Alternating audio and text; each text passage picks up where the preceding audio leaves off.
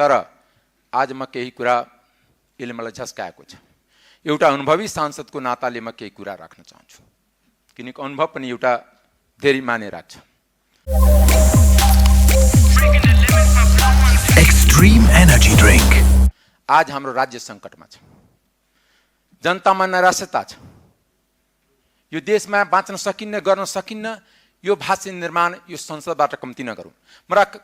म करबद्ध प्रार्थना गर्छु कि सम्पूर्ण राजनीतिक दललाई, संसदमा प्रतिनिधित्व गर्ने सम्पूर्ण राजनीतिक दल र संसद बाहिर प्रतिनिधित्व गर्ने राजनीतिक दललाई हामी यसलाई घोचपेचको विषय नबनाऊ।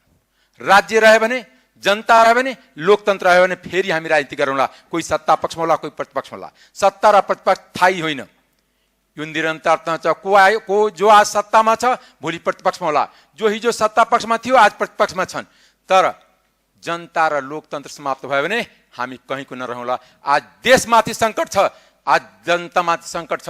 चारैतिर व्यवसायदेखि लिएर, नागरिकदेखि लिएर, युवादेखि लिएर विद्यार्थीसम्म निराशा छ। हामी निराशा नबाटौँ, हामी यसको समाधान गरौँ।